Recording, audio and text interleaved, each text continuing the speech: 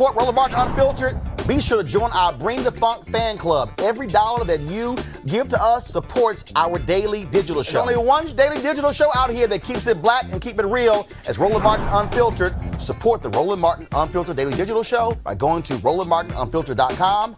You can make this possible. Trump is a little bit upset at Never Trump Republicans. This Lincoln group who put out this devastating ad playing on the well-known Ronald Reagan ad, Morning in America. Many credit with putting him over the goal line. They have a different morning in America. Watch this. There's morning in America. Today, more than 60,000 Americans have died from a deadly virus Donald Trump ignored. With the economy in shambles, more than 26 million Americans are out of work, the worst economy in decades. Trump bailed out Wall Street, but not Main Street. This afternoon, millions of Americans will apply for unemployment. And with their savings run out, many are giving up hope. Millions worry that a loved one won't survive COVID-19. There's mourning in America. And under the leadership of Donald Trump, our country is weaker and sicker and poorer. And now, Americans are asking, if we have another 4 years like this, will there even be an America? Paid for by the Lincoln Project, which is responsible for the content of this advertising. Well, Scott, that ad ran in one market. Trump lost his mind, was tweeting, cussing them out, dogging them. Sounds like they hit their mark. A hit dog will holler, as my grandmother used to say, and the dog is Trump and he's hollering. But the best line in that, and it's undeniable, that America, what did the ad say? We're weaker, we're poorer, and sicker because Donald Trump ignored this deadly disease for 70 days or more. This is undeniable. And you see that the people in line with masks on were black, white, yellow, and brown. And so Donald Trump wants to get the economy going and wants to tout how many tests we have. But he had a hand in, it feels like he had a hand in some of these deaths. It's not fair to give him, to blame him for all of it. The disease is deadly. But how many lives would be saved? How much safer would we be had he read the reports in the White House in January, in December? The testing and that chart that Kaylee put up, that's completely misleading. That's what you've done after the fact. Once the disease has dominated American lives and taken American lives and more than in the Vietnam, and that we have 1.2 million infections because we didn't act swiftly, that we ignored it for 70 days. You've got to look at the full story in evaluating this White House, and they get an F, not for their response, but they get an F for not responding for 70 days. Every single night. We've got some of the top black experts. You're not going to see them on cable news or broadcast news because you swear black people aren't experts when it comes to this health crisis. That's why we have this show and why we do what we do every day on Roland Martin Unfiltered. Joining us right now is retired General Russell Honore, the nation's first black Surgeon General, Dr. Joycelyn Elders. John Hope Bryant, he's the founder of Operation Hope. Senator Kamala Harris of California, Dr. Cedrina Calder, retired General Lloyd Austin, Congresswoman Karen Bass, Commissioner Omari Hardick, Bureau President in Brooklyn, Eric Adams, Dr. Joseph Graves, America's Wealth Coach, Deborah Owens, Dr. Corey Abear, Patel Salt, Howard University student, Pastor Jamal Bryant, Dr. Christy McDowell, Benja Ajilore, senior economist at the Center for American Progress, Gilda Daniels, again, author of the book, The Crisis of Voter Suppression in America. 4 stars, General Kip Ward. Dr. Oliver Brooks is president of the National Medical Association, president of the American Medical Association, Dr. Patrice Harris. Joby Benjamin, Dr. Alexia Gaffney, infectious disease specialist, Dr. Georges Benjamin, executive director of the American Public Health Association, Malcolm Nance, family medicine physician, Dr. Jen Caudle, Dr. Tashaka Cunningham, a molecular biologist, Kat Stafford. She's a national race and ethnicity reporter for the Associated Press. Dr. Wayne A.I. Frederick, who is the president of Howard University. University, Congresswoman Yvette Clarke from the state of New York, William Spriggs, AFL-CIO economist, Andrea James, Executive Director of the National Council for Incarcerated and Formerly Incarcerated Women and Girls. All right, let's go to Capitol Hill. Congressman Gregory Meeks, Congresswoman Eddie Johnson of Texas, Congresswoman Barbara Lee, Minnesota Senator Amy Klobuchar, mental health clinician Jamie Singletary, Prince George's County State's Attorney Aisha Brayboy, as well as Dylan Hayrie, ACLU Justice Division Strategist. Dr. Cindy Duke, she's a virologist. Principal Steve Perry of Capitol Prep. Health and Wellness Specialist Dr. Yolandra Hancock. Desmond Meade, President of the Florida Rights Restoration Coalition. Cliff Albright, who is the co-founder of Black Voters Matter. Michael Harriet with the Root. The Mina McWhorter, founder of Love by the Hand. Dr. Julianne Malveaux, economist, president, Emerita Bennett College. Coroner Michael Fowler. Is the mayor of Atlanta, Keisha Lance Bottoms. Mental health therapist, Suzette Clark. Justin Gibney, attorney and political strategist, and Bishop Vincent Matthews Jr. Dr. Suzette McKinney, CEO and Executive Director of the Illinois Medical District. Dr. Leon McDougall, President-elect of the National Medical Association. Jana Bailey. Mayor of Moss Point, Mississippi, Mario King. We're going to keep driving this thing to make sure our people are fully aware, safe, protected from coronavirus. You're getting the top medical experts, top business experts, top political experts, top religious experts, because that's why we do what we do. Unapologetically and unfiltered. Ain't nobody else in the black media space doing what we do. Watch Roland Martin Unfiltered daily at 6 p.m. Eastern on YouTube, Facebook, or Periscope, or go to RolandMartinUnfiltered.com. Folks, in case you forgot, here's a look at what Donald Trump has been doing for the past 2 months. We have it totally under control. It's one person coming in from China. It's going to disappear. One day, it's like a miracle. It will disappear. Our numbers are lower than just about anybody. Yeah, no, I don't take responsibility at all. People coming in from China, where this all started, it could have been stopped right where it came from, China. It came from China. It got out of control. If you think about Governor Cuomo, we're building him 4 hospitals. He's supposed to be buying his own ventilators. We're going to help. People like Governor Inslee, he should be doing more. He shouldn't be relying on the federal government. Governor Inslee, that's the state of Washington. Don't call the woman in Michigan. All she does is she has no idea what's going on, and all she does is say, oh, it's the federal government's fault. And we've taken such great care of Michigan. We inherited, this administration inherited a broken system. The original tests, the ones we inherited, Jim, as an example, they were broken, they were obsolete. And you remember we inherited a broken system. We inherited a broken system. WHO, that's the World Health Organization, they missed the call. World Health got it wrong. I mean, they got it very wrong. In many ways, they were wrong. I'm not happy with the World Health Organization. The reality is that the WHO failed to adequately obtain, vet, and share information in a timely and transparent fashion. It would have been so easy to be truthful. The coronavirus, you know that, right? Coronavirus. And this is their new hoax. And the 15 within a couple of days is going to be down to close to 0.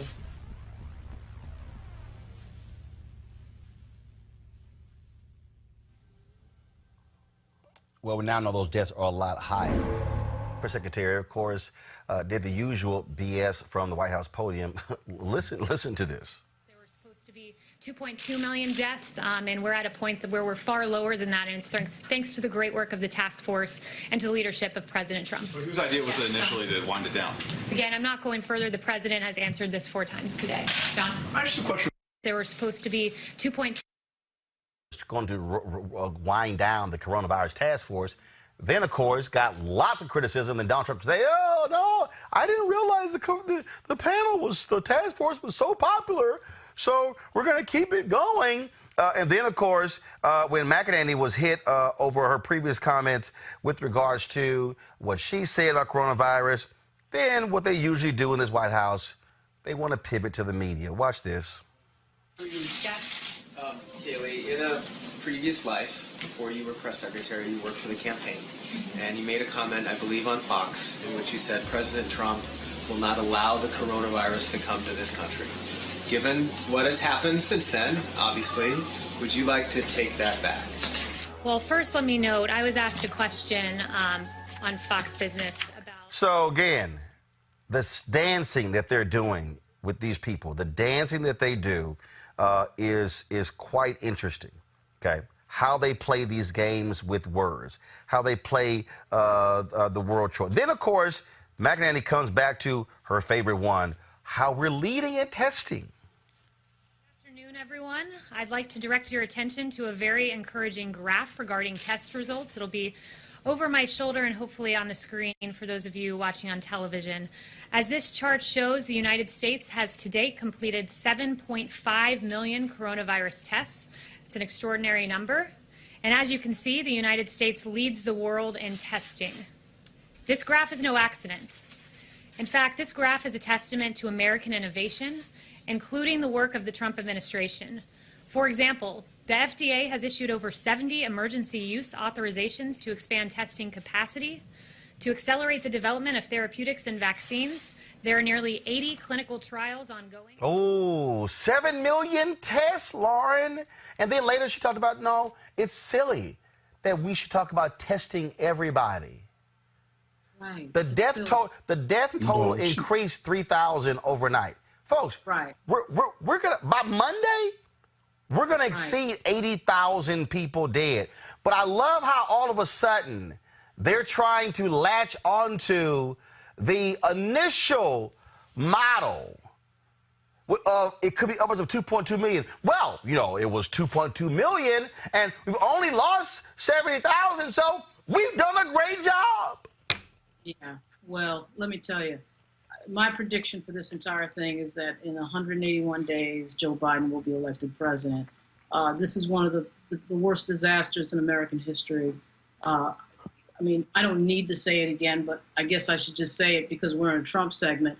This president is deeply incompetent. He is obviously very dangerous. This is the guy that 2 weeks ago told everybody to inject Lysol, into themselves.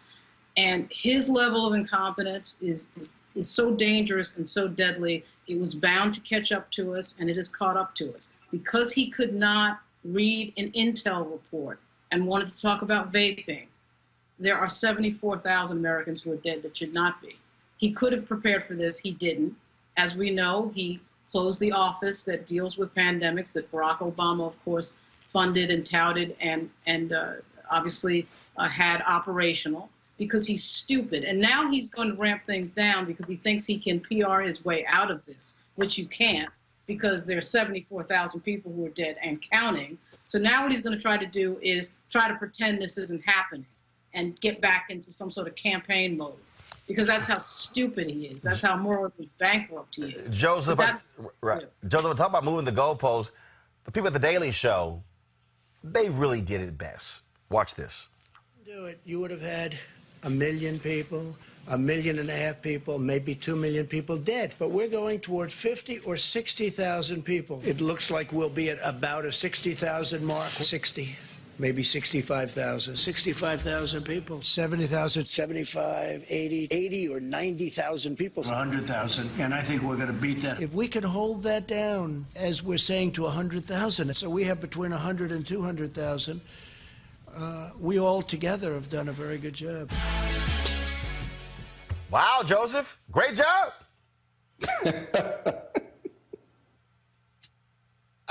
I mean, look, I come from the position that two things can be true at the same time.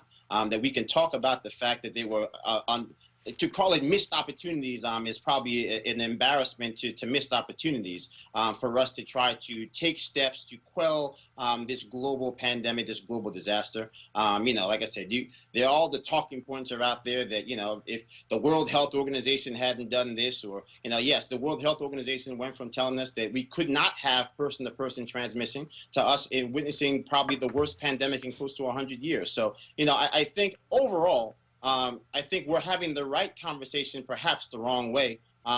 Yeah, we could talk about the fact that maybe the president didn't tell people to inject Lysol, but he should have some level of awareness that as the leader of the free world, in a world where children will, swallow Tide Pods.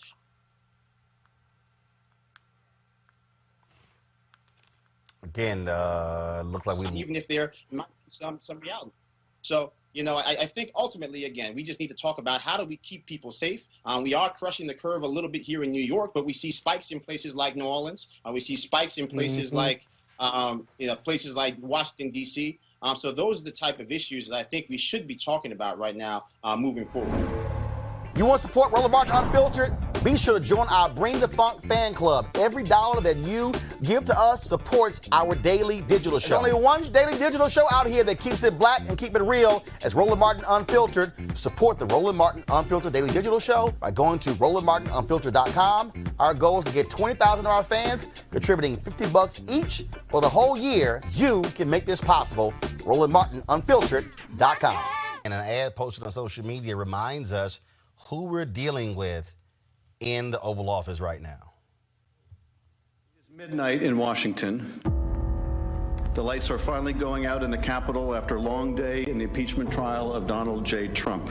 You can't trust this president to do the right thing, not for 1 minute, not for one election, not for the sake of our country. You just can't. Bing, bing, bong, bong. He will not change, and you know it. History will not be kind to Donald Trump. I think we all know that, not because it will be written by never-Trumpers, but because whenever we have departed from the values of our nation, we have come to regret it, and that regret is written all over the pages of our history. If you find that the House has proved its case and still vote to acquit, your name will be tied to his with a cord of steel and for all of history. He has betrayed our national security. He has compromised our elections, and he will do so again. You will not change him. You cannot constrain him. Truth matters little to him. What's right matters even less, and decency matters not at all. We have proven Donald Trump guilty. Now do impartial justice and convict him.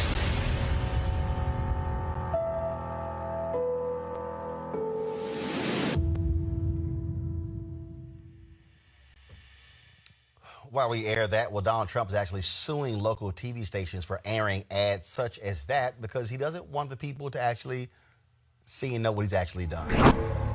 You want to support Roland Martin Unfiltered? Be sure to join our Bring the Funk fan club. Every dollar that you give to us supports our daily digital show. There's only one daily digital show out here that keeps it black and keep it real as Roland Martin Unfiltered. Support the Roland Martin Unfiltered daily digital show by going to RolandMartinUnfiltered.com. You can make this possible. Vice President Joe Biden certainly has a message for Donald Trump. You can't fix the economy without fixing the public health crisis. Early January, Donald Trump is first warned of the virus. He ignores it. We have it totally under control. It's going to be just fine. Defends the Chinese government instead. January 30th, Trump's own cabinet secretary warns of a pandemic, raising concerns that the Chinese government isn't being transparent. Trump calls him an alarmist. We think we have it very well under control. We're working very closely with China and other countries, and we think it's going to have a very good ending for us. The next day, the Dow plummets 600 points. Desperate to protect the stock market from sliding further, Trump continues to deny the threat and praise the Chinese government. We're doing great in our country. China, I spoke with President Xi, and they're working very, very hard, and I think it's going to all work out fine. Looks like by April, you know, in theory, when it gets a little warmer, it miraculously goes away. But global cases more than double, spreading to over 24 countries. February 25th, one of the CDC's top experts, Nancy Messonnier, speaks out, warning it could soon become a full-scale pandemic. Disruption to everyday life may be severe, and I told my children that while I didn't think that they were at risk right now, we as a family need to be preparing for significant disruption of our lives. Mr. Trump was, quote, furious as he watched the stock market crash after her comments. Trump didn't want to upset the markets. So for the last 5 days of February, the Trump administration took to the airwaves to deny the truth. We have contained this, I won't say airtight, but pretty close to airtight. Thanks to the president and this team's aggressive containment efforts, this disease, as Dr. Shook had said, is contained. February 27th, the market sees through the denials. The Dow continues to plunge, but Trump keeps up the false message. It will go away. Just stay calm. It will go away. I think we're going to get through it very well. April turns into May. The virus doesn't disappear. There is no miracle. The cases mount. The death toll grows. More than 33 million Americans lose their jobs to the pandemic. Unemployment reaches Great Depression-era levels. Donald Trump doesn't understand. We have an economic crisis because we have a public health crisis. And we have a public health crisis because he refused to act. Donald Trump didn't build a great economy. His failure to lead destroyed one. Wow, Amisha, bottom line is this here. You look at Trump's poll numbers, that ad directly correlates with what we're seeing in those numbers. This White House cannot act as if everything is all rosy. And so he better pay attention, which is why Jared Kushner's trying to bring in his own person. He's thinking about bringing Corey Lewandowski back. They realize there is a problem, and you can't look at anybody else but the mirror. Absolutely. That ad was pure hot fire. It's going to be very difficult for President Trump to be able to win back the states that he consistently said over and over again he was responsible for building their economies. Those same states are the ones that have lost the most jobs during this COVID-19 pandemic. And no, people don't blame President Trump for the pandemic. They do blame him for his response. They blame him for not being ready. They blame him for ignoring all of the advice from not only medical professionals, but also from other nation state leaders who decided to act long before President Trump did. So the response here is the problem. And, you know, we're bleeding hundreds of thousands of jobs across states every single day that are not going to come back. And we don't have a president who has his head on straight, much less an understanding of how to bring those jobs back. To argue that he was a job creator was a falsity from jump. We know that the majority of new jobs came from the Investment and Recovery Act that President Obama pushed through. Beyond that, we're watching a president right now who refuses to not only take any type of responsibility for the disasters that he's created, but he continues to try to push the media to chase other things. We've seen him try it with his friends and people arguing that somebody's going to get exonerated here, there, and everywhere. We've seen him and his administration try to, push several tales about Biden and Biden's son. At this point, we are at a crisis level. And what the American people want is to make sure that they have an economy that works for them, that they're able to pay their rent next month and the months after, that their kids are going to be safe. And they really want to know how do we get out of this depression era that we happen to be in right now? And I don't think anyone, blue or red state, actually trusts that this president is going to be someone who devises the plan to do it. That particular ad, Malik, if you're a Republican, trust me, they have concerns. Democrats pick up 4 seats in the Senate. They take control of the United States Senate. They are seeing Trump is a drag on even their races. Even though we're talking about May, that's not the position you want to be in as we're heading into the summer, the fall. There's uncertainty when it comes to the economy, but also when it comes to public health. What we've seen over the past, just number of just administrations is that presidents typically, as they're approaching re-election, they're not helpful down ballot. We saw that with Barack Obama, and the same thing that happened with George W. Bush. But the ad was a little long. I don't know if it were meant for. So maybe it's meant for Facebook or something? Yes, it's digital. First of all, it's not a 60-second ad. It was a 2-minute plus ad. It's meant right. for digital. It may be long, but the bottom line is it was a whole lot you got to put in there in order to get folks' attention. That also establishes the timeline. What in the hell Trump didn't do? Well, sure, but we've talked about this on the show before. The experts that you all are talking about, these experts have actually responded to it. Some of the things that they are alleging in the ad, we can go back and forth, kind of knocking each one of them down from what the federal government was doing at the time, what Trump was saying at the time, what happened with the doctor at the immunization director or whatever. There are plenty of things we can go back and just say, okay, well, those things actually weren't true. But as far as an ad is concerned, if you don't like Donald Trump or you're on the fence, this is something that could possibly sway you, but it's also something that we've just been debating publicly for a while now. Donald Trump, I think they've done a good thing as far as stopping the number of hearings and the format of the, I'm sorry, not the hearings, the press conferences. I think they actually did a good thing with that because the communication was part of the problem. And that PR campaign that Donald Trump was on was something that ultimately didn't serve him well. So they seem to be correcting themselves. But I just, as I've said on this show many times before, there's Donald Trump and then there's the federal government. Sure, we can blame Secretary Azar for what happened with HHS. We can blame the director of the CDC for what happened at the CDC. And that involves testing. That involves what we're talking about with contract tracing. That involves a whole host of things, even from equipment, so the PPE equipment, all of that type of stuff we can actually talk about. And yes, Donald Trump, as the president of the United States, he's the boss. He's the ultimate one who's responsible for these things. But, it seems as if, at least, especially if we're talking about the testing, that really, to me, and I've kind of looked at it, and I've decided to say, well, this kind of, to me, seems like more of a brownie. Mike Brown from George Bush's administration during the Katrina. I think he was the head of FEMA at that time, where it was like a good job brownie that George Bush said to him. It seems as if I still haven't been able to piece it together, but something happened, and it wasn't President Trump and what President Trump was out there saying. Something happened at the CDC, HHS, as far as these tests are concerned. I still haven't been able to figure that part out. Why were we so late as far as the testing? But that is an issue. And, there have been concerns. There have been talks about whether Donald Trump was going to keep the Secretary Azar and replace him with Dr. Birx, or there have been a lot of discussions about that. But Donald Trump says he's fine. But there definitely, as I've said and I've owned up to, sure, there have been things that the administration just hasn't done well. But I'm not one of those who's going to get on any for whether it's this administration or another administration and attack the federal government. And I think a lot of what we've been doing is just attacking the federal government. No. What we've been doing is citing Kelly. What we're doing is citing exactly what is happening. The bottom line is, Melik, that's cute for you to try to divorce federal government from Trump. The reason, Kelly, the phrase "the buck stops here," remember, Kelly, remember,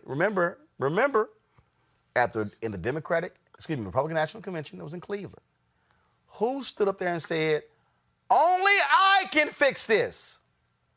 See, when you try to say, "I'm the man, I got this," but then when hell comes, that ain't me. Y'all, gone. That's CDC. That's them. Then he's constantly lying by saying, "Oh, we were left with no plan." The Obama people left a 69-page plan. The Obama people, it was their test. Fauci was asked that today. He said, "No, that's not true." See, and so here's what you can't do, Kelly. You can try to sit here and separate everybody to shield Trump. The buck stops at 1600 Pennsylvania Avenue. Kelly. My issue with Malik's argument, be that as it may, is the fact that, again, we cannot bifurcate Trump from the administration because it is Trump's administration. You want to blame the CDC? Okay, fine. Well, you appointed the person to be the head of the CDC, sir. You want to blame the health professionals or the Surgeon General or whatever. You appointed the Surgeon General. These are all people who report to you, and you hired them. So if they're not doing their job, that's on you. If the administration isn't doing what they're supposed to be doing, that's on you too. And it's very frustrating to me that we keep going back to this blame shifting and the scapegoating and, just trying to have Trump attenuate himself from everything. And I'm just like, that doesn't make any sense to me. Because like you said, when he got up at RNC, he said, "Only I can fix this." Every time he's on a podium, he's like, "I got this." Even when he's berating female journalists at the podium when they're trying to, use his words and try to get explanations out of what he's saying, he wants to be like, "Oh, that wasn't me." He's a liar. But not only is he a liar, He's a one-trick pony. And that's the real issue here. He, like any other one-trick pony, you have one trick. And his was entertainment and buffering and making sure that people were satisfied by way of a phrase or an event or, something flashy. Well, right now we're in the middle of a global pandemic. There's nothing flashy about over 80,000 people dead under your watch. There's nothing flashy at over 1 million people affected by something that you could have prevented back in January. There is nothing flashy about the fact that you really don't know anything, Mr. President. And yet here you are in a position when you're supposed to know and you don't, but you want to, act like you do and not garner the expertise of Dr. Fauci and others, and instead try to belittle them and berate them and undermine their authority and their expertise on something that they've been doing for over 30 years. Like with any president, you've only been in this for 4. Whether you're a bad president or not, you're supposed to defer to the experts. It's clear that he's not an expert, but narcissism says that he is. His mind says that he is. So he's going to keep doing this one-trick pony episode. And frankly, it's not going to work. It hasn't worked. And we're seeing beyond the veil of his facade. And that's really what's ticking him off. That's really what's ticking these Republicans off, because they thought that for 4 years, they would be able to have a one-trick pony in the office so they can get whatever they want undone. They weren't anticipating a global pandemic. Nobody was. But now they're stuck. Well, but at the end of the day, to your initial point, the administration is Trump's. You wanted this job, you got this job, do your job. Real simple. The buck stops with you. Every single night. We've got some of the top black experts. You're not going to see them on cable news or broadcast news because you swear black people aren't experts when it comes to this health crisis. That's why we have this show and why we do what we do every day on Roland Martin Unfiltered. Joining us right now is retired General Russell Honore, the nation's first black Surgeon General, Dr. Joycelyn Eldridge. John Hope Bryant, he's the founder of Operation Hope.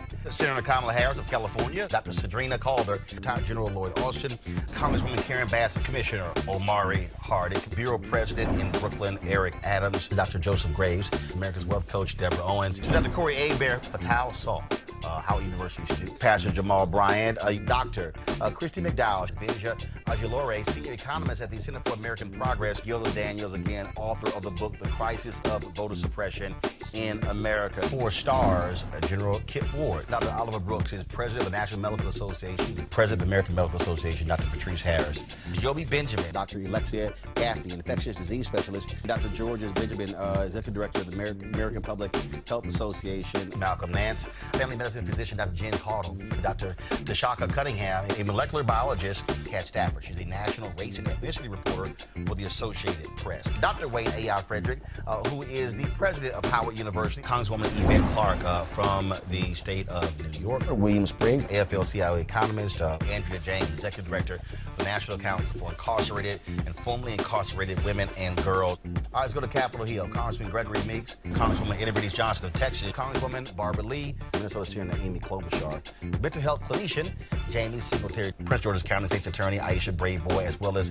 Dylan Hayrie, ACLU Justice Division strategist. Dr. Cindy Duke, she's a virologist. Principal Steve Perry of Capitol Prep. Health and wellness specialist Dr. Yolandra Hancock. Desmond Meade, president of the Florida Rights Restoration Coalition. Cliff Albright, who is the co-founder of Black Voters Matter. Michael Harriet with The Root. Lamina McWhorter, founder of Love by the Hand.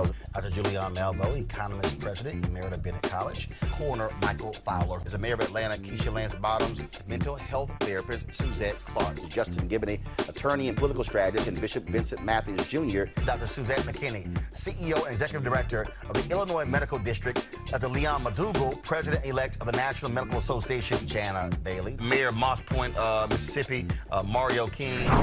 We're going to keep driving this thing to make sure our people are fully aware, safe, protected from coronavirus. You're getting the top medical experts, the top business experts, top political experts, top religious experts, because that's why we do what we do.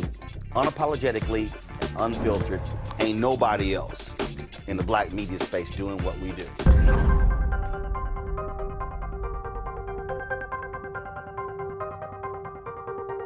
We want to terminate health care under Obamacare because it's bad.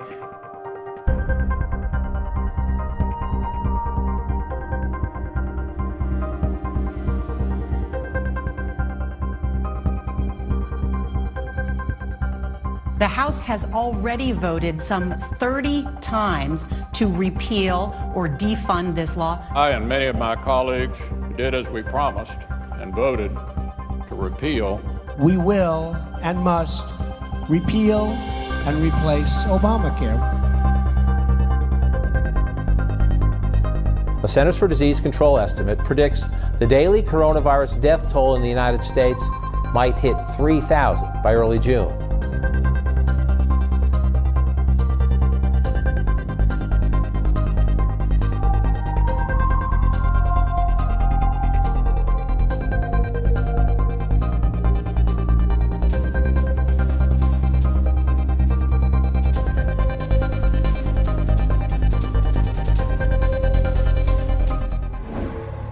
You want to support Roland Martin Unfiltered? Be sure to join our Bring the Funk fan club. Every dollar that you give to us supports our daily digital show. There's only one daily digital show out here that keeps it black and keep it real. As Roland Martin Unfiltered. Support the Roland Martin Unfiltered daily digital show by going to RolandMartinUnfiltered.com. You can make this possible. Folks at the Daily Show, they have put together some amazing videos. And so this is the video that they took comments that you hear on Fox News where they're always trashing Joe Biden or Barack Obama. And then they chose to apply it to Donald Trump. This, folks, is utterly delicious. He doesn't have command of the subject matter. And then I see the disinfectant where it knocks it out in a minute. He can't string a coherent sentence together. More than ever before, we've held our rate, the numbers, everything we've done. Stumbles all over his sentences, starts rattling off. They can do as they want. They can do what they have to do. They know what they have to do. We've already seen how his mental faculties are declining. But you know, they had a debate it was really a rough time in our country. He's just not articulate enough to be the leader of the free world. We want to win the war with as few, if you look at it, just deaths as possible. Day after day, it's embarrassing to watch him. We have, I call it the super duper missile. He lies with ease. Anybody that wants a test can get a test. Some of his appearances lately have been just downright disturbing. I happen to be taking it. Hydroxychloroquine? I'm taking it. Hydroxychloroquine. This type of agitated behavior is part of an increasing, disturbing pattern. Why don't you act in a little more positive? It's always trying to get you. My question to you is... Get you. You know you're a fake. Just a loudmouth. Maybe that's a question you should ask China. And I feel bad for him. He's where a lot of us will be in late middle age, and it's sad. I what? Oh, fuck. Uh-oh. You know, he's old, he's creepy. The professionals did the models. I was never involved in a model. But at least this kind of a model. Just roll the tape and the creepy things that he's doing to people on camera. We've seen how creepy he is with women. I'll go backstage before a show. Yes. And everyone's getting dressed and ready. And I'm allowed to go in because I'm the owner of the pageant, and therefore I'm inspecting it. Is everyone okay? You know, they're standing there with no clothes. Is everybody okay? And you see these incredible looking women. She even noted his handsy history of touching people. I've said that if Ivanka weren't my daughter, perhaps I'd be dating her. He's very creepy. Can't make this up. Hey, when you're a star, they let you do it. You can do anything. Whatever you want. Grab him by the pussy. That is a great video, Erica. Yeah, and kudos to the 53% and voter suppression for getting in someone who is all of those things in that montage video. I think that all of the things that we hear from out of right-wing media outlets, Fox News, is really just projection, right? They have a very specific audience that they cater to. It is an audience that despises and detests Black and brown people, especially Black and brown people that are in any position of leadership, that do execute and show competence. And so I think that using their very own words against them is something that is definitely powerful and something that needs to be continually put into the forefront of people's mind as media continues to cover Trump and all of his ramblings ad nauseum, unfortunately. Go right ahead, Reese.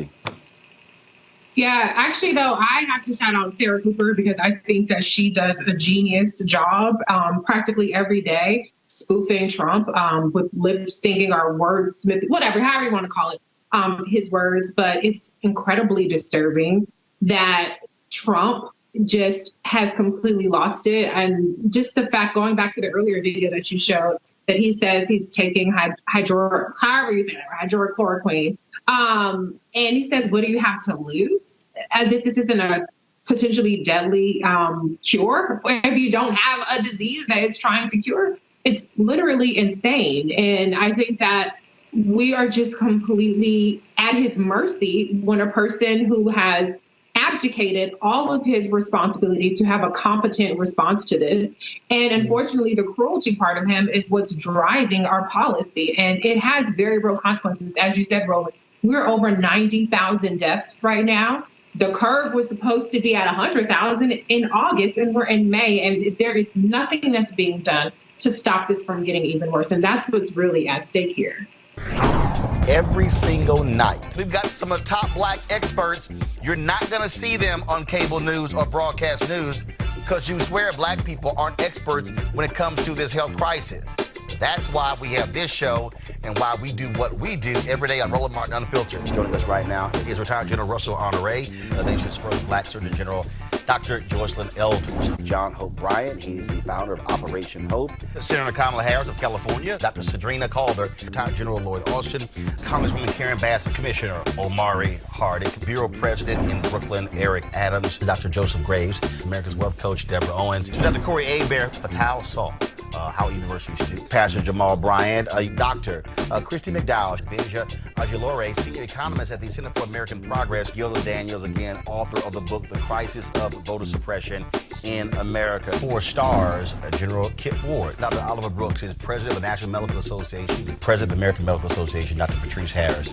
Joby Benjamin, Dr. Alexia Gaffney, infectious disease specialist, Dr. Georges Benjamin, executive director of the American Public Health Association, Malcolm Nance, family medicine physician, Dr. Jen Caudle, Dr. Tashaka Cunningham, a molecular biologist, Kat Stafford. She's a national race and ethnicity reporter for the Associated Press. Dr. Wayne A.I. Frederick, who is the president of Howard University, Congresswoman Yvette Clarke from the state of New York, William Spriggs, AFL-CIO economist, Andrea James, executive director of the National Council for Incarcerated and Formerly Incarcerated Women and Girls. All right, let's go to Capitol Hill. Congressman Gregory Meeks, Congresswoman Eddie Breeze Johnson of Texas, Congresswoman Barbara Lee, Minnesota Senator Amy Klobuchar, mental health clinician Jamie Singletary, Prince George's County State's Attorney Aisha Braveboy, as well as Dylan Hayrie, ACLU Justice Division strategist. Dr. Cindy Duke, she is a virologist. Principal Steve Perry of Capitol Prep. Health and wellness specialist Dr. Yolanda Hancock. Desmond Meade, president of the Florida Rights Restoration Coalition. Cliff Albright, who is the co-founder of Black Voters Matter. Michael Harriet with The Root. Lamina McWhorter, founder of Love by the Hand. Dr. Julianne Malveaux, economist, president, Emerita at Bennett College. Coroner Michael Fowler is a mayor of Atlanta. Keisha Lance Bottoms, mental health therapist Suzette Clark. Justin Gibney, attorney and political strategist, and Bishop Vincent Matthews Jr. Dr. Suzette McKinney, CEO and executive director of the Illinois Medical District. Dr. Leon McDougall, president-elect of the National Medical Association. Jana Bailey, mayor of Moss Point, Mississippi, Mario King. We're going to keep driving this thing to make sure our people are fully aware, safe, protected from coronavirus. You're getting the top medical experts, the top business experts, top political experts, top religious experts, because that's why we do what we do. Unapologetically and unfiltered. Ain't nobody else in the Black media space doing what we do. Watch Roland Martin Unfiltered daily at 6 p.m. Eastern on YouTube, Facebook, or Periscope, or go to RolandMartinUnfiltered.com. Support the Roland Martin Unfiltered Daily Digital Show by going to RolandMartinUnfiltered.com. Our goal is to get 20,000 of our fans contributing $50 each for the whole year. You can make this possible. RolandMartinUnfiltered.com. Joe Biden not playing around when it comes to letting people know exactly how trifling Donald Trump has been when it comes to coronavirus. Check out this ad that Joe's campaign dropped this weekend.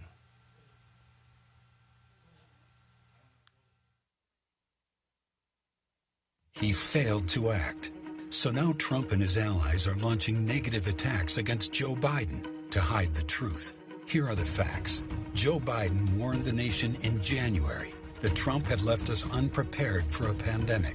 Then, Biden told Trump he should insist on having American health experts on the ground in China. I would be on the phone with China and making it clear, we are going to need to be in your country. You have to be open. You have to be clear. We have to know what's going on. But Trump rolled over for the Chinese. He took their word for it. The president tweeted, China has been working very hard to contain the coronavirus. The United States greatly appreciates their efforts and transparency. China, I spoke with President Xi, and they're working very, very hard, and I think it's going to all work out fine. Trump praised the Chinese 15 times in January and February as the coronavirus spread across the world. It's a tough situation. I think they're doing a very good job. Are you concerned about its potential impact on the global economy? I think that China will do a very good job. Trump never got a CDC team on the ground in China. And the travel ban he brags about? Trump let in 40,000 travelers from China into America after he signed it. Not exactly airtight. Look around. 22 million Americans are out of work, and we have more officially reported cases and deaths than any other country. Donald Trump left this country unprepared and unprotected for the worst public health and economic crisis in our lifetime. And now we're paying the price. All the negative ads in the world can't change the truth. You want to support Roland Martin Unfiltered? Be sure to join our Bring the Funk fan club. Every dollar that you give to us supports our daily digital show. There's only one daily digital show out here that keeps it black and keep it real as Roland Martin Unfiltered. Support the Roland Martin Unfiltered daily digital show by going to RolandMartinUnfiltered.com. You can make this possible. Donald Trump, in his attempt to change the news cycle, which I think that's what he did, he announces that, he's taking this hydrochloroquine, this drug, this drug that he's been touting somehow could be the miracle drug. This is what he said today in his roundtable. But I get a lot of tremendously positive news on the hydroxy, and I say, hey, you know the expression I've used, John? What do you have to lose? Okay, what do you have to lose? So I haven't taken it for about a week and a half. Every day? At some point, every day. I take a pill every day. At some point, I'll stop. What I'd like to do is I'd like to have the cure and or the vaccine, and that'll happen, I think, very soon. And you've had no symptoms, sir? Zero symptoms. No, I haven't had any symptoms. No, I test every couple of days. They want to test me, for obvious reasons. I mean, I am the president. So they want to test me. I don't want to be tested, but they want to test me. So every couple of days I get tested, and I've shown always negative, right? Negative. Is that the term you use for this, right? Negative. Totally negative. No symptoms, no nothing. But no, I take it because I think I hear very good things. Again, you have to go to frontline workers. Many frontline workers take it, and they seem to be doing very well. First of all, let me just cut to the chase why what you just heard is bullshit. Okay? No one in their right mind is going to take a drug, a dangerous drug that has significant side effects if you're not showing any symptoms. Now, here's what we know. We know that his valet has tested positive for coronavirus. We know that Katie Miller, Pence's press secretary, has tested positive for coronavirus. She's married to Stephen Miller, his one of his top domestic policy aides. If y'all actually trying to get me to believe that, he's taking it, no. This is Donald Trump trying to move the conversation. Here's a video of Dr. Rob Davidson, who posted this video on Twitter soon after this announcement. Listen. Hey, it's Dr. Rob here. Just heard that President Trump announced today that he has been taking hydroxychloroquine to prevent COVID-19. And if everything else we know about President Trump hasn't proven to you that he does not understand medicine or healthcare, and certainly doesn't have your best interests at heart, this statement and the fact that he's taking this drug should be everything you need to know. The FDA recently issued a warning that this should not be used outside of hospital settings because of the risk of death. We know that patients with lupus depend on hydroxychloroquine, and when President Trump was touting it in March, that they ran into shortages. Now, if someone on lupus who takes it all the time runs out of this drug, they can suffer from kidney failure and life-threatening blood clots. And so President Trump is not only putting those people at risk by touting this drug again, announcing that he's taking this drug against the advice of doctors, against his own White House doctor advice. This hurts those patients and potentially hurts other people who will start taking the drug to try to prevent it, or when they have mild symptoms that could be from COVID-19. Recently, we know there's evidence popping up that there are increased deaths with hydroxychloroquine. And we know that there is no evidence that this drug works, none. This study, quote, study out of France was completely flawed. Any data that has existed has been debunked. We want it to work. We want something that works, but we know that hydroxychloroquine isn't it, at least not yet. And the president is being reckless in his announcing that he's taking it, and in taking it in the first place. We in the healthcare field need to come out with one voice against the use of this drug, against the advice of this president, knowing that he is going to put more people in harm's way. Be safe out there. Please stay home. Please observe social distancing and wear masks when you're in public. And above all, listen to healthcare experts, not the president. Eugene, he's lying.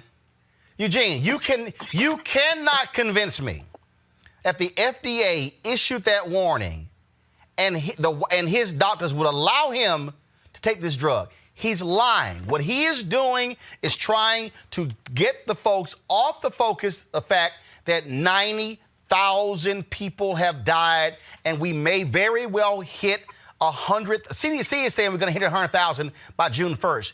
We may hit 100,000 by Friday. Yes. The thing is this, right? He's either lying about one or two things. He's either lying about taking the drug, or he's lying about either contracting COVID-19 or one of the other reasons that this drug is administered and applied. But the fact does remain that no credible, credited, licensed health professional will just let him willy-nilly take this drug like he's taking a daily multivitamin. This drug is not some kind of preventative panacea against coronavirus. It's a very dangerous drug. It's a drug that has very dangerous side effects. And, for somebody to be the president of the United States, you would want to think, especially of his age and the risk categories that he falls well within, that you want to think that he would want to avoid any kind of risk that could put his life at risk and our country at risk. Avis, you really think a doctor, a White House doctor, is going to let a 73-year-old man who's sitting in the office of President of the United States take a drug that they have said do not administer unless you're in a hospital? We know he's playing people. He's playing them, and he knows it, because here's what we also know. When he went to the doctor in December, they have not been honest about his health reports. We know that. They have not been honest about his medical records. And so, okay, you want us to believe that? Bring the White House physician, have them stand in front of the media and answer questions for 2 hours with regards to this process. How long is he taking it? How often is he taking it? What's the dosage? All of that. I think Donald Trump is lying again. Absolutely. That, or where the heck is the war on drugs when we really need it? Because this is supposed to only be available via prescription. And so if he has not gotten a prescription, how did he get the drug, right? He would have only gotten it illegally, which means that he's a drug user and needs to be in jail, number one. Number two, I think that but I do believe that it's a lie, number two.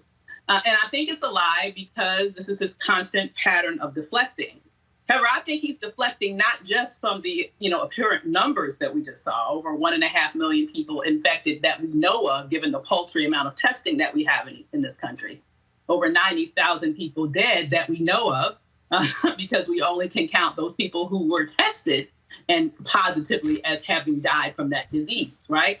I think he's also looking to deflect from the fact that we just had his whistleblower testify, his latest whistleblower, he's had so many, his latest whistleblower testified in front of Congress last week and then just last night on 60 Minutes. And one of the things that this whistleblower blew his whistle about was the dangerous nature of this specific drug and the fact that this administration was spending so much money to stockpile it when there was no evidence that it had any sort of relationship to actually being able to cure or help this disease at all. In fact, he was arguing that basically this administration's main priority was to put money into the pockets of their corporate friends. And this was just one example of it.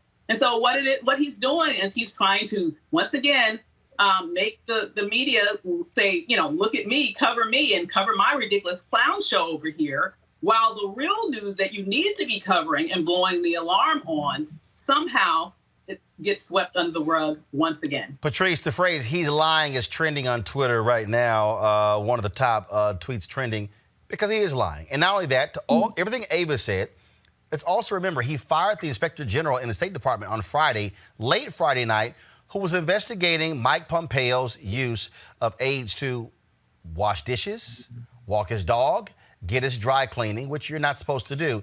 That's what's going on here. No doubt about it. Yeah, I mean, I want to just reiterate what Ava said about how this is just a distraction, and a lot of media is falling for it right now.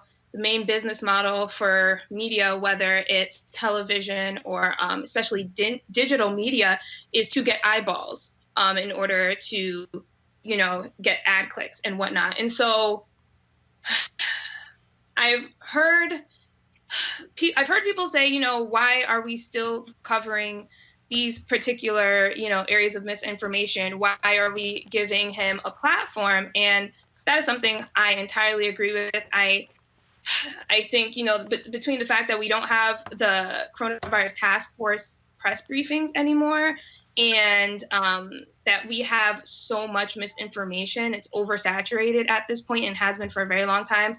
I think we really need to hold the media accountable in terms of the opportunities and platforms we give this man to disseminate this misinformation. But here's why you have to cover it, because the problem is this here, okay?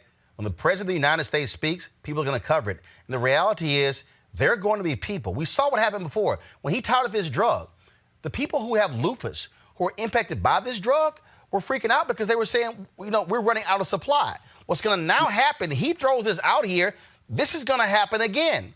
When he sounded like a fool, that was disinfected, and there were people who were literally calling and ingesting disinfectant because this nutcase said it.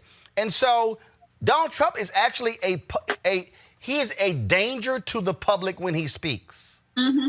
And so we have to say, don't listen to the idiot in chief because he's lying. That's why I played the video of that doctor who was saying, do not listen to the president because he's lying. Right. And I do think that, just like the doctor said, that medical professionals, they need to also be given the platforms to disseminate their information because, Trump is getting a lot of it. He gets clicks. Media companies are profitable because he gets a lot of traffic. And I do think, the medical professionals also need to receive this amount of attention. Well, that's one of the reasons why we've had more than 80 experts on this show for those very issues. Nearly 10,000 more Americans will die. 90,000 deaths and growing. Millions more will file for unemployment. Small businesses are dying. We're not testing enough. It's still spreading. Here's what else is coming this week. He will lie to you over and over. He will tweet instead of lead. He will blame others for his failures. Welcome to this week and the next week and the next and the next. until you do something about it. The Lincoln Project is responsible for the content of this advertising. All these black folks are dying due to coronavirus. Churches are incubators. And then Donald Trump literally went to the podium today and said this nonsense. I'm identifying houses of worship, churches, synagogue, and mosques as essential places that provide essential services. Some governors have deemed liquor stores and abortion clinics as essential, but have left out churches and other houses of worship. It's not right. So I'm correcting this injustice and calling houses of worship essential. I call upon governors to allow our churches and places of worship to open right now. If there's any question, they're going to have to call me, but they're not going to be successful in that call. These are places that hold our society together and keep our people united. The people are demanding to go to church and synagogue, go to their mosque. Many millions of Americans embrace worship as an essential part of life. The ministers, pastors, rabbis, imams, and other faith leaders will make sure that their congregations are safe as they gather and pray. I know them well. They love their congregations. They love their people. They don't want anything bad to happen to them or to anybody else. The governors need to do the right thing and allow these very important, essential places of faith to open right now for this weekend. If they don't do it, I will overrule. Trump actually said that if they don't do it, he's going to overrule the governors. He ain't got the power to do so.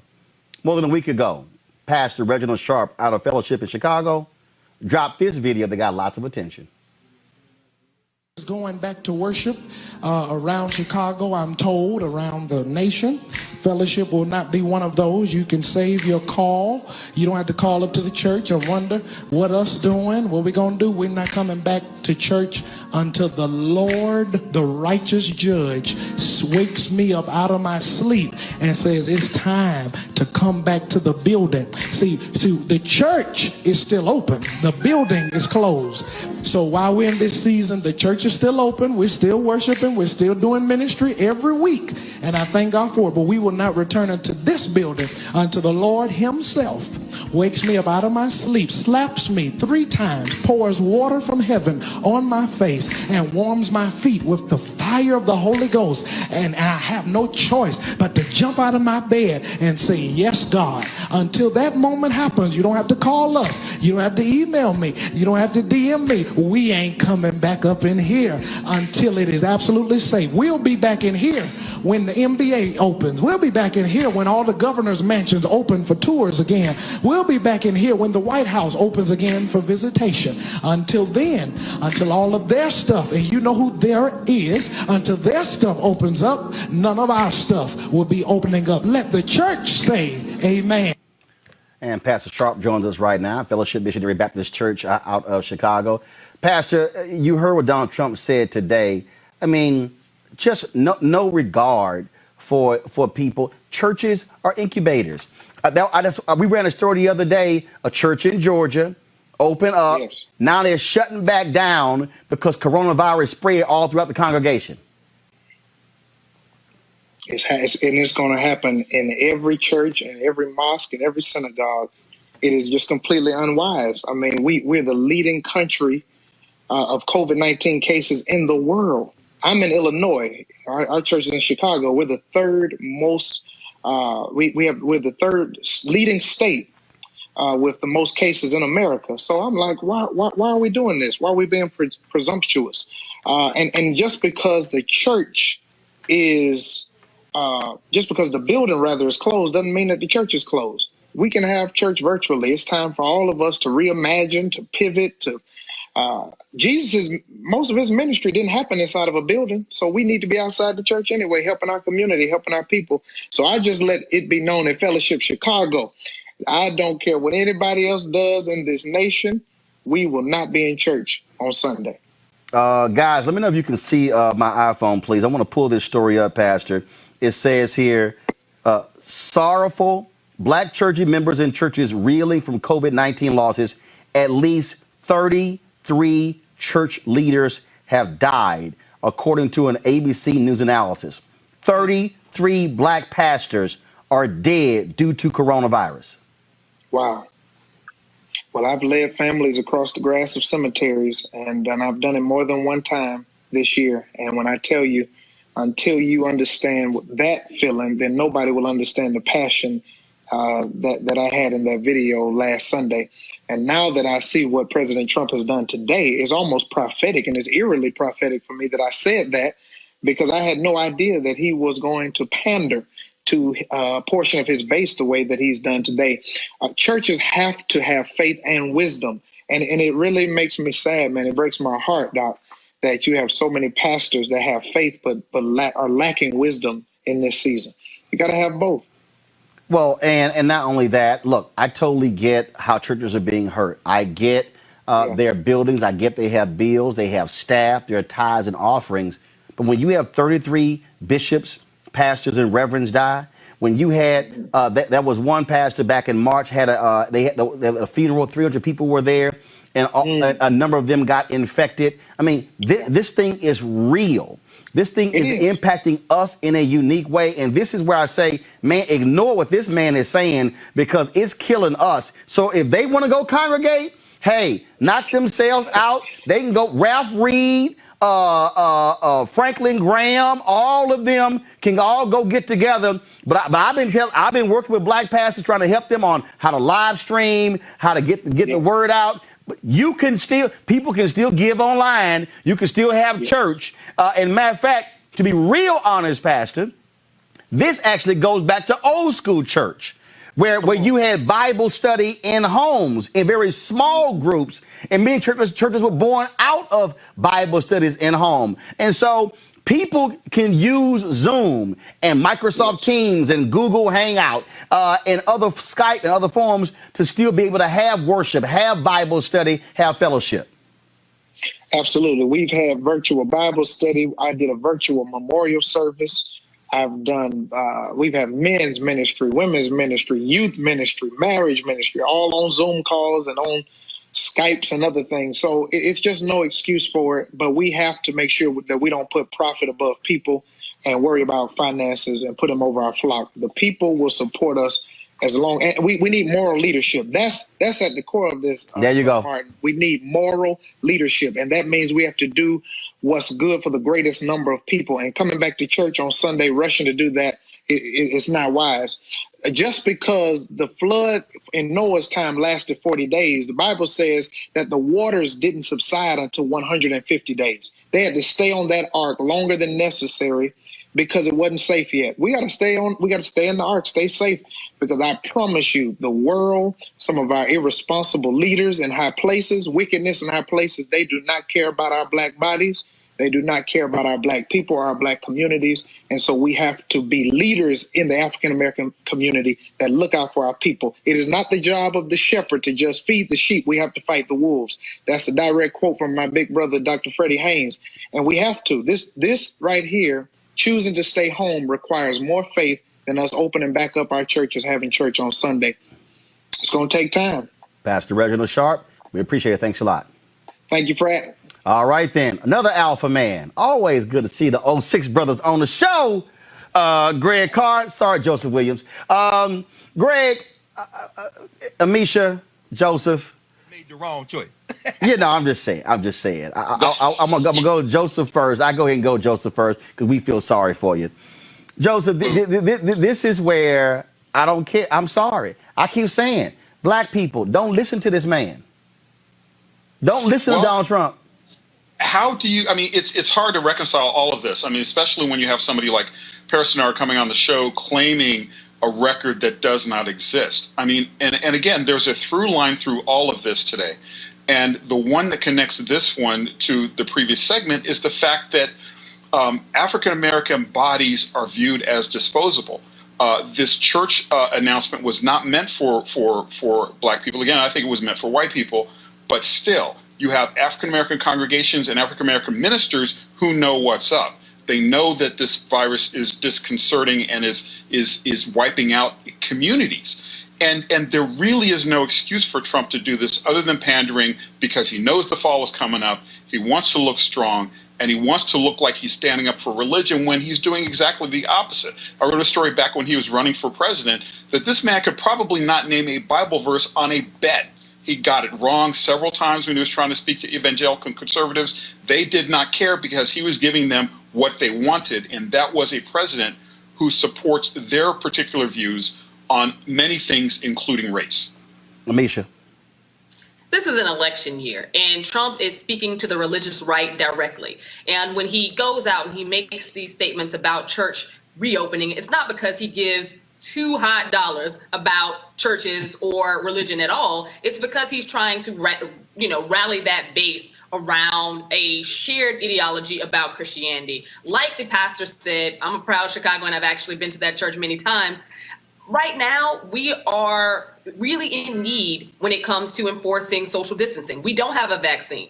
What we know about coronavirus continues to develop every day. There's still a great fear that it may, in fact, get stronger. It may, in fact, morph into something that's a lot more dangerous. We don't know. We know that there is more information coming out daily about how it's affecting children. And again, these are things that we are dealing with as new details and more news emerges. It is not time to open up churches, many of which are massive spaces, because we're long gone from the days of small storefront churches. We're talking about big churches. We can't have people going into these spaces and putting their lives at risk. We just can't. And yes, to your point earlier, Roland, there's so many ways that people are expressing their Christian faith or their other faiths via these online portals, via social media and Zoom and all of these other, conference things. It is not that you have to be in the building to have church. You can do it right from your home. Greg, he is trying to appease his white conservative evangelicals, pure and simple. Absolutely. And in fact, I don't even know if he's that sophisticated. Certainly his advisors are. First of all, it was good to see a young brother in his early 30s like Pastor Sharp there. And I'm glad you've been to that church, Amisha. One day, I'm not one to go to church a lot, but next time those doors open and I'm in Chicago, I may go by there. Good Morehouse brother, as you say, and Alpha, of course. But it's good to see a man or woman, a person, be able to speak to black people and stand in the gap between black people and this reckless fool. So, yes, his political advisors want the evangelicals. You covered on this show how they were spreading around, walking around money earlier in the year, trying to buy black evangelicals. You've seen the handful of black pastors who he's trooped out through this kind of thing. But at this point, something else, and I mentioned it earlier, really, we can see this with Donald Trump. We saw Kellyanne Conway. I'm glad she's still alive as she's sitting there in the seat that Dr. Burks got off because, you got to have a sycophant there. But this is really going to the point I want to make. As Donald Trump unravels, it's clear he's not mentally well. The flights of fancy that he launches into, the idea that he is a monarch, a king, and can somehow give an edict and the churches will open, that somehow if governors defy him, he can somehow override them. These things are the pronouncements of an unwell man. And you see him now turning to his sons. You see him now turning, here's Kellyanne again. He's shrinking. His world is collapsing in on itself, and his delusions are on public display every time he steps in front of a microphone. Those campaign managers now have to figure out how to keep enough of him together to get him to November, as the Mitch McConnells and them decided how they can kneecap the federal post office or somehow suppress the vote enough to perhaps steal another term and finish their real job, which is to raid the federal treasury and stack the judiciary. So there are a lot of moving parts here, but there's no guarantee that Donald Trump makes it out of this. I don't mean physically. I don't mean in terms of his physical health. I mean that this man is unraveling in front of our eyes. Every day it just gets worse. So, Roland, I'm not sure what's going to happen even by this time tomorrow when you go on the air in terms of something crazy he's going to say. Bottom line is this here, folks. Don't listen to that man. Churches, y'all need to stay at the crib. Simple as that. I don't care. Pastor is right in terms of how you can use technology. Monday, our alpha brother, Roger B. Brown, pioneering sports journalist in Dallas-Fort Worth, passed away. And on tomorrow, we're going to hold his Omega service at 10:06 a.m. Eastern. And then we're going to have his memorial service at 11 o'clock Eastern. We're going to be live streaming it on our platforms. He was my dear friend. And again, same thing. It would be great for us to be able to go back to Mississippi to have his funeral. But simply that is unsafe for us to do so. It makes no sense whatsoever, so do not listen to anything that Trump says. You want to support Roland Martin Unfiltered? Be sure to join our Bring the Funk fan club. Every dollar that you give to us supports our daily digital show. There's only one daily digital show out here that keeps it black and keep it real. As Roland Martin Unfiltered. Support the Roland Martin Unfiltered daily digital show by going to RolandMartinUnfiltered.com. You can make this possible. Issues. Now you got Trump doubling down on defending himself against criticism from medical experts that his announced use of a malaria drug against the coronavirus could spark widespread misuse and it has potentially fatal side effects. Here's the whiner-in-chief. The FDA has said hydroxychloroquine should not be used outside of a hospital setting or... No, that's not what I was told. No, there was a false study done where they gave it to very sick people, extremely sick people, people that were ready to die. It was given by obviously not friends of the administration. And the study came out, the people were ready to die. Everybody was old, had bad problems with hearts, diabetes, and everything else you can imagine. So they gave it. So immediately when it came out, they gave a lot of false information. Just so you understand, great studies came out of Italy on hydroxy. You know what I'm talking about, right? Right? Great studies came out, and the combination of the three. But we had some great studies come out. Italy, France, Spain, ourselves, many doctors. But I think it's worth it as a line of defense, and I'll stay on it for a little while longer. I'm just very curious myself, but it seems to be very safe. But that study was a phony study put out by the VA. Cable.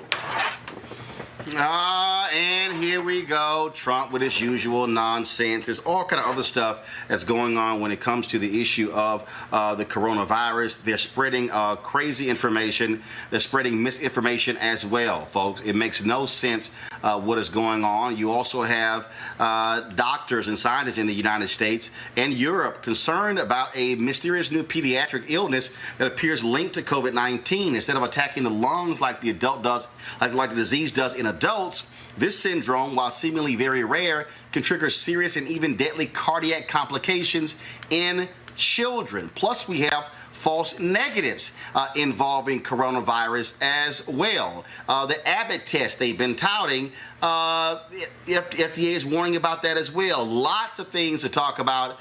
Let's bring up, of course, a sister you know her so well. We've had her on the show many times. She's been giving great information on this, and that's Dr. Ebony Jade Hilton. She's associate professor, anesthesiology and critical care medicine, University of Virginia, and medical director at Good Stock. Dr. Hilton, glad to have you back on the show. Thank you for having me back. I wish there was nothing to talk about, but here we are. All right, so we've got craziness from the whiner-in-chief touting this drug. And what's interesting is his own doctor put this statement out, but nowhere in there did the doctor actually say he prescribed the drug. And, they're dancing around this. And so what did you just make of the silliness coming from Donald Trump about this drug? I don't believe him at all, for one.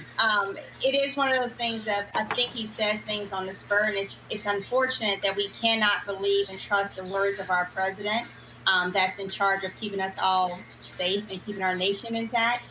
But I think he truly made that up on the spot, which is why he couldn't say the word hydroxychloroquine and tried to play it off, which is why he also couldn't say the word doctors.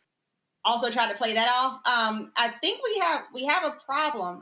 But that being said, to either lie about taking it or to pressure a doctor into prescribing it for you when there's known risk and side effects of this drug, when there's no clear indication for you to take that drug, that is insanity in either direction. And again, you have this constant defense of it, even though the test results have shown it is not doing anything for these people who are suffering from coronavirus. It's like this idiot can't get it through his head that he's wrong. Right. And the study actually came out of the University of Virginia, where I work, looking at VA patients. And what we saw is that it actually had worse outcomes, that those patients who were on hydroxychloroquine alone had higher mortality rates. That means they died. And the thing is, he brought up the fact that these patients were already really sick, that they were really old, they had many comorbidities. But that's the type of patients that we actually have to put you on medicines when you have COVID-19, because you are dying and we're trying to figure out a medicine that could help you not to die. So the fact that this medicine caused more people to die while on it is a bad indication for its utility in medicine. And so even in his own words, he basically explained why we are not using hydroxychloroquine at the University of Virginia.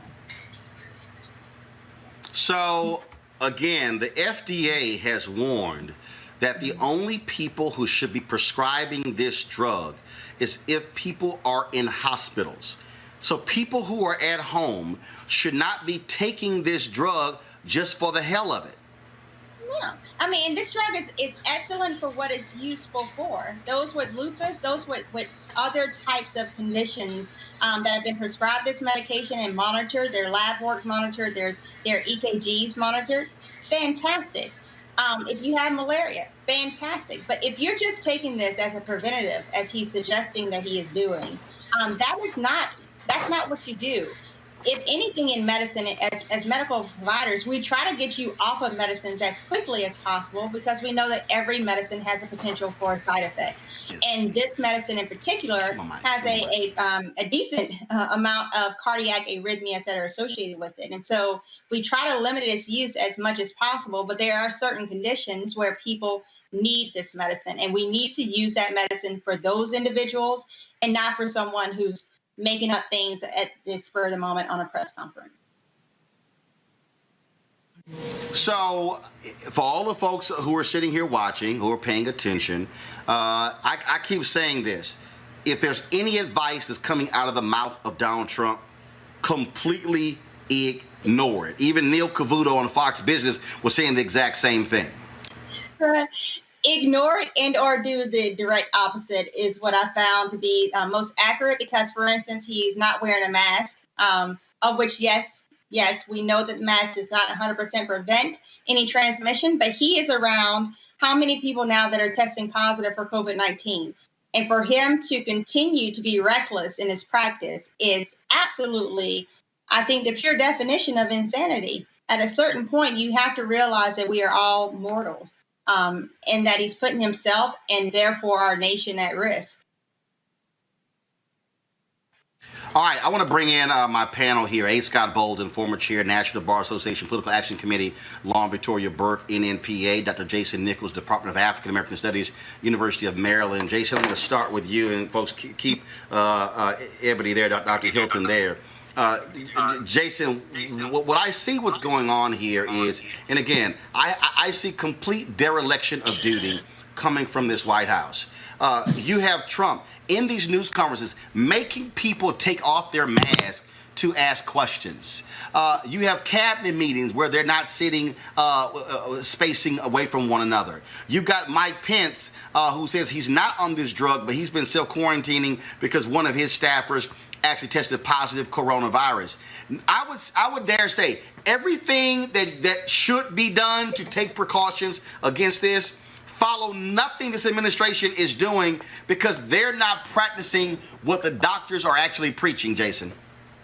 I mean, I think you've pretty much said it all. The fact that, he's taking this drug as some sort of prophylactic against, the virus, and there's no evidence of it. We haven't seen it in any kind of clinical trials. I was just reading a new study out of China that says that none of that works. We saw Stephen Miller got it. His wife got it. It's running through the White House. He's not wearing masks. He's being reckless. He's setting a terrible example. And that's not what leadership is. What leadership is first setting the example yourself in order to make this country safer, in this case, flatten the curve. And he's really, setting a terrible example for, everyday Americans. And now we have children, dying. We had a child in Baltimore who just passed away from, COVID-related illness. So this is a really terrible situation when you have someone who is not responsible and derelict in their duty.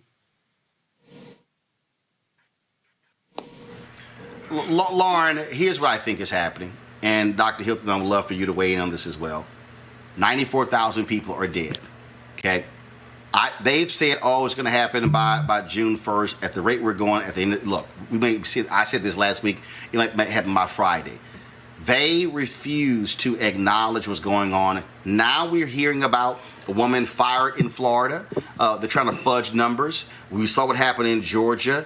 I mean, you have, and we already know what the administration has tried to do by questioning the CDC numbers. They want to be able to suppress these numbers because it's bad news for them, Lauren. Exactly. He's trying to turn the page. And he can't turn the page. I mean, this is a president, as we know, who thinks everything is about PR. He doesn't want to have this branded to him, which it's completely branded to him. And it's completely branded to him because he didn't read his intelligence reports in December and January and February. There's no getting around it. We're going to hit 100,000 in probably less than a week. He is trying to turn this into another conversation and what the economy looks like after this is over, but it's not over because the stats are still coming in. He can't deny that.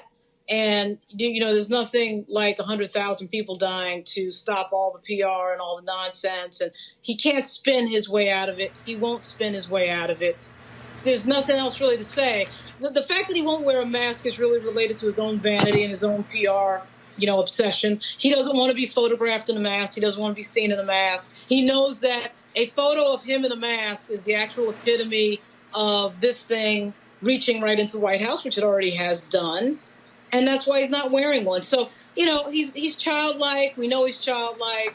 I think Joe Biden is going to get elected as a result of this and everything else that's about to happen with regard to the economy, which is all going to happen on his watch. And he can't blame anybody else, can't blame Barack Obama or anybody else. And basically he's trapped and he knows it.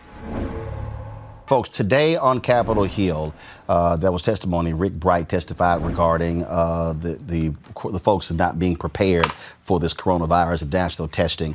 We're going to play some of that in just a second. Right now, though, I want to be joined by Dr. Georges Benjamin, Executive Director of the American Public Health Association. Dr. Benjamin, real quick here. Bottom line is this here. I'm good. I got time for you. These people are nuts. Okay. General Russell Honore said, you cannot have a 50-state strategy. You've got to have a national testing strategy. Trump White House don't give it. They do not want any part of this. Governors, is all on you. Yeah, it doesn't make any sense. You got to have a national strategy. You got to actually have a plan, and you got to stop winging it. And these folks are just winging it each and every day, and that's a problem. And it's gonna cost lives. The thing is, what I don't understand is how I just would operate real quick. That is, a national strategy means, all right, I need to be able to look at the map and go, more tests goes over here, more over here. We don't need as much over here. Let's shift them over here. If you don't do that, you don't know what the hell is going on. You might have a whole bunch of tests sitting in a state. They don't even need them. Absolutely. And in fact, we already know that has happened. We've had states that said, we can't find any tests. And we have other states that say we got lots of them. So it's already happened. When you looked at the testimony today, what did you make of it? He did not hold back at all as he laid out the problems. I mean, they trust me, the Republicans were not happy that Rick Bright, this whistleblower, went before the House committee. Well, he's a credible guy. He's worked hard. He's smart. And, I think he's just laying out the problems that we've had. We have a dysfunctional system and a dysfunctional leadership process. And he just laid it out for him. And I hope people just don't blow it off and think that he's just a disgruntled employee. Even if you're mad, there's credibility in what you have to say. And we're seeing the results of that each and every day. So despite what people think about his testimony, he says what he thinks, and I bet when they pull back the onion skin, we're going to find about all that is true. One of the things that also I think is critically important, still, people who are impacted. Michael Harriet with the Root had this amazing story today about how these black women in this place in town in West Virginia were getting no assistance, and they pretty much figured it out on their own. They are not even medical experts, but where they showed how all these black people in this one town were how they were impacted, got coronavirus at a church, basically learn how to do tracing on their own, and they saved folks in their community. And that's what we're dealing. I mean, people should not have to be resorting to that. No. I mean, you know, the understanding is out there. Look, we've been doing contact tracing since the early 19th century. So we understand this. There's no reason for people to have to reinvent the wheel and learn it on their own. And we need to get more of them. And look, if you want to get people back to work, we know that we need at least 100,000 contact tracers. So those are good jobs. So I don't know what they're doing. It is confusing to all of us what they're doing, and so we're gonna stay on top of this, keep pushing, keep prodding. Please share what should black organizations, what should black churches, what should we be doing since we're being left out here on our own by this clueless administration? Well, I think the first thing you ought to do is band together and talk about what you can do to make sure you're all safe. I think you ought to be following the guidance that we already have, which is covering up your nose and mouth when you cough and sneeze, washing your hands, wearing a mask when you're out, but safely, because we know about this issue of masking while black. And as we begin to move back into work, do it very, very carefully, very, very, very carefully. And that means that when you go back to work or school, we need to practice physical distancing from one another. We need to make sure that we protect one another and be respectful of one another, whether we're in the grocery store or we're on the bus, because too many of us are public facing in our jobs. And we've already seen, like everything else, this disease kills more people of color at a faster rate than it does with everybody else. Indeed, Dr. Benjamin, we appreciate it. We're going to keep pushing this. And at the end of the day, we got to keep focusing on us, because if we don't focus on us, clearly nobody else will. No, absolutely. And I know the NAACP is looking at this very carefully. And I would just encourage people, you can go to our website, the American Public Health Association, at apha.org. We have some information, but the Center for Disease Control and Prevention is still the nation's prevention agency. We can trust them, and they have some very important guidance on their website that tells us what to do. I would encourage people to go there and use it. Dr. George Benjamin, we appreciate it. Thanks a lot. Roland, good to see you again. All right, folks, here's some of the testimony today from Rick Bright. That's a very difficult question to answer. I know that there are companies in academic labs working very hard. Normally it takes up to 10 years to make a vaccine. We've done it faster in emergency situations, but from when we had starting material in the freezer for Ebola. But for a novel virus, it's actually haven't been done yet that quickly. So a lot of optimism is swirling around a 12 to 18 month time frame. If everything goes perfectly, we've never seen everything go perfectly. My concern is if we rush too quickly and consider cutting out critical steps, we may not have a full assessment of the safety of that vaccine. So it's still going to take some time. I still think 12 to 18 months is an aggressive schedule, and I think it's going to take longer than that to do so. 12 to 18 months from now, or 12 to 18 months from when this all started at the beginning of the year? It would be 12 to 18 months from when the particular manufacturers first received the material or information that they needed to start developing that vaccine. It's critical to note when we say 12 to 18 months, that doesn't mean for an FDA-approved vaccine. That means to have sufficient data and information on the safety and immunogenicity, if not efficacy, to be able to use on an emergency basis. And that is the consideration that we have in mind when we talk about an accelerated timeline. Thank you. Lord, Erica, the Republicans are not happy. He testified. I'm so glad that he did, because this is another person that we see that was assigned to that was inside of a federal agency, that because he did not do the things and say what Trump felt like he needed to say, that he was in effect pushed out. And just so that the viewing audience knows, as he talks about, the first number that he talked about was 10 years, the 12 to 18 month period. That's not even FDA approved for the vaccine. That just as recently as today, Dr. Joseph Fair, who works for NBC as a contributor, was hospitalized with COVID. And he says that he believes the way that he contracted COVID, he was on a plane. He said that there was not real social distancing, that he traveled to New Orleans very recently, and that the plane was packed, that the guidance about the middle aisle being taken out, that was not followed, and that he believes that he contracted COVID through his eyes. His eyes weren't protected. Again, people need to understand that this is a novel virus, and that as Dr. Bright shared in his testimony, and other folks that you've had on this platform and in writings have talked about, it is going to take real significant time. We're talking about experts who have battled Ebola in foreign countries, who do have expertise in this area.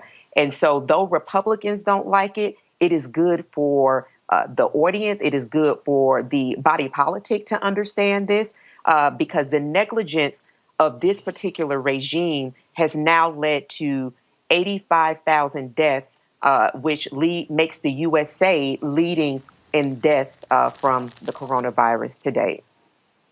Reese.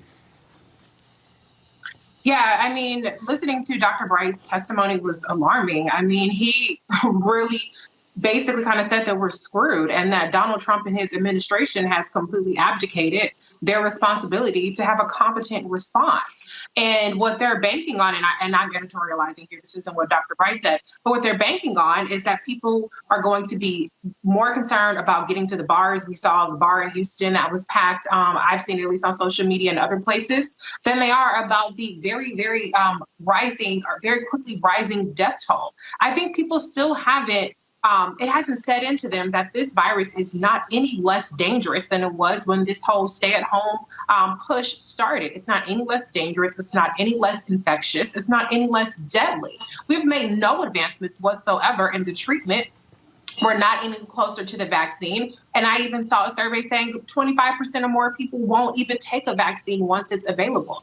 This is something that's going to fundamentally shift our way of life.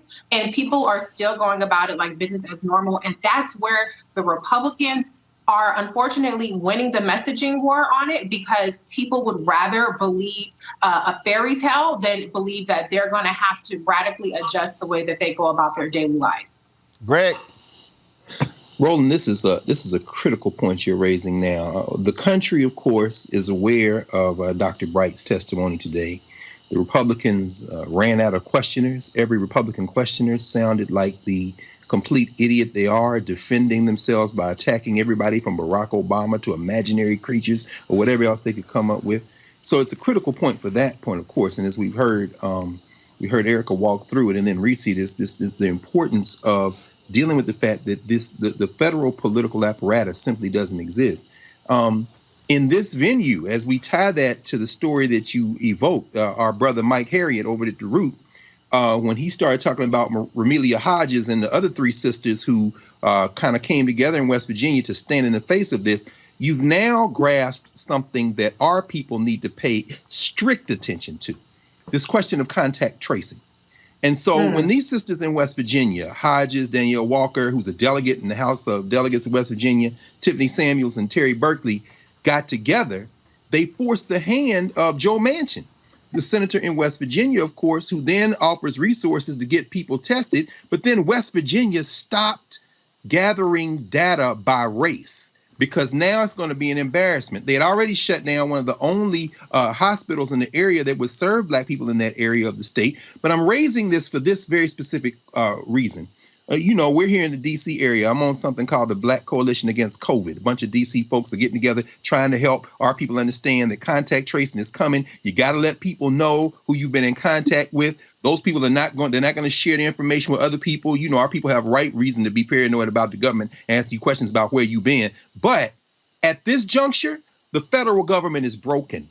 The state governments are battling back. We saw what happened in Wisconsin today, for example, where the Supreme Court overruled the governor in another show of naked partisanship, including that judge who lost his election last month. And they say, open up the state. That's going to put you at risk, black people. So I was on a call yesterday with educators from around the country, Miami, Milwaukee, other places, Baltimore, and they were saying that our people are facing sickness and death, as we know, in an unprecedented manner. But this contact tracing issue is real. And so when you see what happened in West Virginia, even as Dr. Bright is saying this thing is going to get worse, and Donald Trump continues to turn his head to try to have campaign rallies like at this factory today when he's over there playing around with testing equipment, our people need to understand that it doesn't take money to ask questions. So the churches, the Masonic organizations, as you always say, the fraternities and sororities, it's time for us now to get real about identifying who is sick, getting them resources, helping sequester them if we can, because until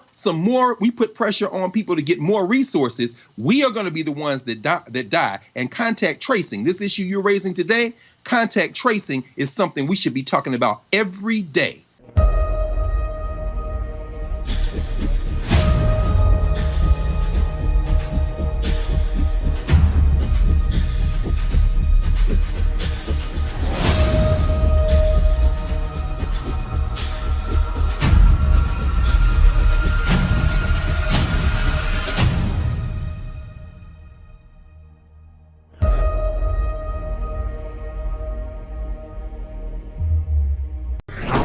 Every single night. We've got some of the top black experts. You're not going to see them on cable news or broadcast news because you swear black people aren't experts when it comes to this health crisis. That's why we have this show and why we do what we do every day on Roland Martin Unfiltered. Joining us right now is retired General Russell Honore, the nation's first black Surgeon General, Dr. Joycelyn Elders. John Hope Bryant, he's the founder of Operation Hope. Senator Kamala Harris of California, Dr. Cedrina Calder, retired General Lloyd Austin, Congresswoman Karen Bass, Commissioner Omari Hardick, Bureau President in Brooklyn, Eric Adams, Dr. Joseph Graves, America's Wealth Coach, Deborah Owens, Dr. Corey Abear, Patal Salt, Howard University student, Pastor Jamal Bryant, Dr. Christy McDowell, Benja Ajilore, senior economist at the Center for American Progress, Gilda Daniels, again, author of the book, The Crisis of Voter Suppression in America. 4 stars, General Kip Ward. Dr. Oliver Brooks is president of the National Medical Association, president of the American Medical Association, Dr. Patrice Harris. Joby Benjamin, Dr. Alexia Gaffney, infectious disease specialist, Dr. Georges Benjamin, executive director of the American Public Health Association, Malcolm Nance, family medicine physician, Dr. Jen Caudle, Dr. Tashaka Cunningham, a molecular biologist, Kat Stafford. She's a national race and ethnicity reporter for the Associated Press. Dr. Wayne A.R. Frederick, who is the president of Howard University, Congresswoman Yvette Clarke from the state of New York, William Spriggs, AFL-CIO economist, Andrea James, executive director of the National Council for Incarcerated and Formerly Incarcerated Women and Girls. All right, let's go to Capitol Hill. Congressman Gregory Meeks, Congresswoman Eddie Bernice Johnson of Texas, Congresswoman Barbara Lee, Minnesota Senator Amy Klobuchar, mental health clinician Jamie Singletary, Prince George's County State's Attorney Aisha Braveboy, as well as Dylan Hayrie, ACLU Justice Division strategist. Dr. Cindy Duke, she is a virologist. Principal Steve Perry of Capitol Prep. Health and wellness specialist Dr. Yolandra Hancock. Desmond Meade, president of the Florida Rights Restoration Coalition. Cliff Albright, who is the co-founder of Black Voters Matter. Michael Harriet with the group. Lamina McWhorter, founder of Love by the Hand. Dr. Julianne Malveaux, economist president, Emerita Bennett College. Coroner Michael Fowler is the mayor of Atlanta. Keisha Lance Bottoms, mental health therapist Suzette Clark. Justin Gibney, attorney and political strategist, and Bishop Vincent Matthews Jr. Dr. Suzette McKinney, CEO and executive director of the Illinois Medical District. Dr. Leon Madugal, president-elect of the National Medical Association. Jana Bailey, mayor of Moss Point, Mississippi. Mario King.